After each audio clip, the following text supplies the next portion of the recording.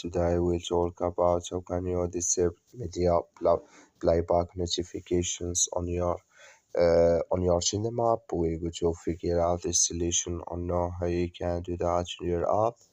So all you have to do, just go above your profile, click on it here. So then it's going to take you to this list here. Then all you have to do, just go above this sign, click on it here. So then it's going to take you to this list. Then all you have to do, just click here on notification settings.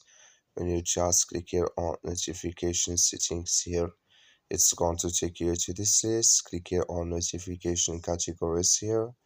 So then you come to this list, and all you have to do, just go down here, come here to media playback. Then you click here in this sign or this color. Like you see color, it's gone. That's mean media playback notifications disabled with us now. That's all you have to do. Thank you for watching. Don't forget to support us by like and subscribe.